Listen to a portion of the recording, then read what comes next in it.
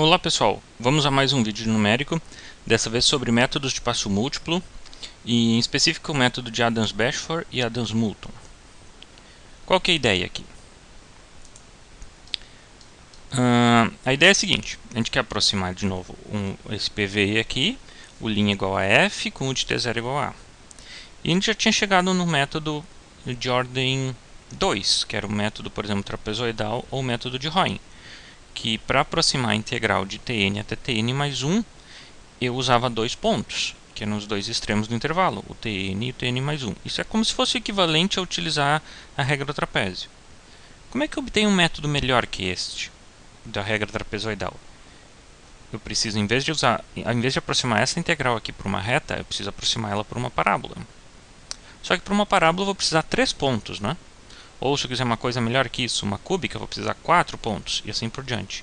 Mas onde é que vão estar os pontos que eu vou usar? Uma solução seria colocar os pontos entre Tn e Tn mais 1. Se eu fizer dessa forma, eu vou conseguir o que é chamado os métodos de Runge-Kutta, que não é o que a gente está vendo aqui. Só que eu vou fazer uma approach aqui um pouquinho diferente.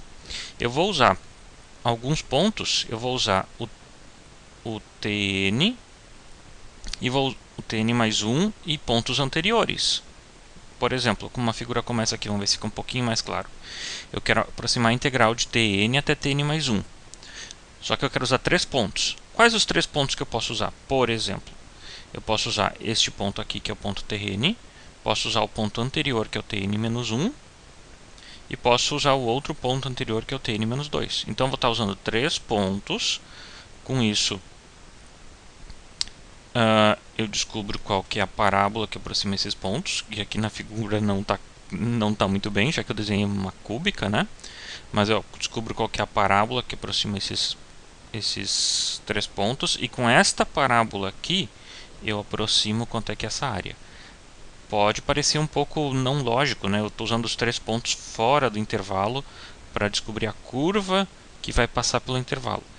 Dessa forma eu tenho o que é o chamado método de Adams-Bashforth.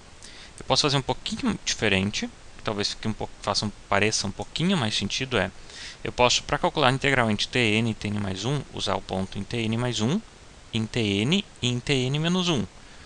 Dessa forma, com os 3 pontos, eu acho uma parábola, que aqui o desenho está um pouco mais coerente. Claro, eu estou usando alguns pontos fora do intervalo, mas eu descubro uma curva que é uma parábola, e com ela eu aproximo a integral de Tn até Tn mais 1. Então, se eu fizer dessa forma, usando o extremo Tn mais 1, eu consigo o que é chamado de método de Adams-Moulton. Se eu não usar esse ponto aqui, eu consigo o que é chamado método de Adams-Bashforth. Qual que é o mais fácil de usar? Adams-Bashforth. Porque se eu colocar o ponto da frente, se eu colocar o ponto Tn mais 1, o meu método vai ser implícito de novo, o que causa uma certa dificuldade para utilizar, mas tem suas vantagens.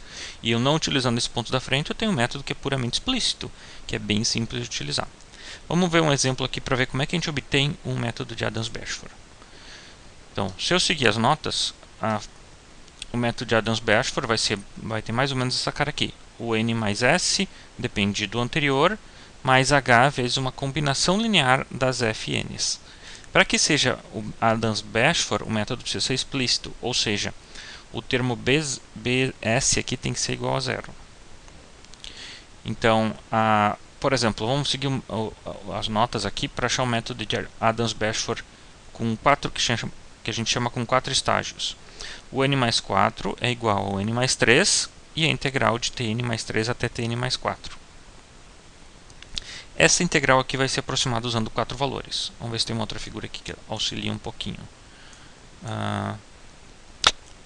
O que eu quero dizer? Eu quero calcular a integral de Tn mais 3 até Tn mais 4 usando 4 valores. O Tn mais 3, Tn mais 2, Tn mais 1 e Tn mais 0. Isso, aqui ficou um pouquinho melhor. Eu posso fazer uma pequena translação, e em geral a gente põe quando faz essa translação, põe a origem no extremo esquerdo da integral e coloca os pontos em 0 e em h, onde está a integral. E os pontos anteriores, depois dessa translação, se tornam menos h, menos 2h e menos 3h, que é o que está aqui embaixo. Então, eu quero, de alguma maneira, aproximar a integral que está aqui, a integral que vai de 0 a h, a integral que vai de 0 a h, usando os pontos 0, menos h, menos 2h e menos 3h. E aí eu faço parecido com o que foi feito para achar as regras de quadratura. Ok? Eu faço assim, para a função da base, escolho uma base, e para a função da base f de t igual a 1, eu calculo quanto é que vale a integral exata da função 1. A integral exata da função 1 é simplesmente t, que de 0 a h vale simplesmente h. Esse valor h ele vai ser aproximado pela fórmula, vai ser igual a h vezes a combinação linear desses b's que estão aqui, que é b3 vezes a função calculada nesse ponto, mais b2 vezes a função calculada aqui, mais b1 vezes a função aqui, mais b0 vezes a função calculada aqui. Qual é a função? É a função 1. Quanto é que vale a função 1 em todos esses pontos? Ela vale simplesmente 1. Faço de novo para a próxima função da base, para t. Quanto é que dá a integral de t? A integral de t dá t ao quadrado sobre 2, que calculado de 0 a h dá h ao quadrado sobre 2. Isso vai ser igual a h vezes a combinação linear, essa combinação que está aqui, das funções f calculadas em 0, menos h, menos 2h e menos 3h. Em 0, menos h, menos 2h e menos 3h. Ou seja, é o sistema que está nas notas que estão aqui. Eu calculo a integral das funções da base, que eu peguei a mais simples aqui, de 1t, t quadrado e t ao cubo. Aqui está o valor exato delas. Isso vai ser h vezes a combinação linear das b's, vezes a função da base, calculado em 0, menos h, menos 2h e menos 3h. A função da base, que é t ao quadrado, calculado em 0, menos h, menos 2h, menos 3h. Assim por diante. Ou seja, no final cai nesse sistema aqui.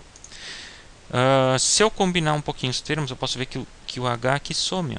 Posso dividir por h dos dois lados, posso dividir por h ao quadrado dos dois lados, por h ao cubo dos dois lados, por h na quarta dos dois lados. E com isso eu tenho um sistema como este aqui, que depende só de números, né? Então, se eu resolver esse sistema aqui, vocês podem resolver no Scilab ali, sem problemas, vocês vão encontrar que os valores de b são esses que estão aqui. Claro, o Scilab não vai dar em forma de fração. Aqui eu coloquei para que eu tenha o valor exato em forma de fração. Vocês podem usar o valor fracionário que aparecer lá. Só que vocês têm que usar com todas as casas que o Scilab fornecer. Ou, se for um método clássico, como o Adams-Bashor, simplesmente pegar eles da tabela, esses 4 aqui. Então, no final, como é que vai ser a fórmula do método de Adams-Bashor de 4 estágios? Vai ser o n mais 4 depende do anterior, mais uma combinação de Fn mais 3, Fn mais 2, Fn mais 1 e Fn, onde os pesos são esses dados pela solução do sistema, ok? Multiplicados pelo h. E esse método aqui é chamado de explícito, né? Já que para calcular o n mais 4 eu dependo só dos anteriores. Se eu fosse fazer uma coisa parecida, para encontrar o método de Adams-Moulton, que é o próximo, eu vou ver que o n mais 3 depende do n mais 2, mas aparece o termo Fn mais 3 aqui. Okay? Para resolver o sistema aqui é basicamente a mesma coisa para montar o sistema, né? Só que notem que os pontos que eu estou usando agora os pontos 0, ou ponto h, ponto 0, ponto menos h e ponto menos 2h. Então, desta forma aqui, quando eu monto esse sistema, aqui está errado, deveria ter 1 aqui, né? Primeira linha todo mundo 1. E depois de resolver esse sistema aqui, eu chego neste método aqui. Só que ele é mais difícil de utilizar, né? Que para calcular o n mais 3, eu dependo do Fn mais 3. Ok? E era isso.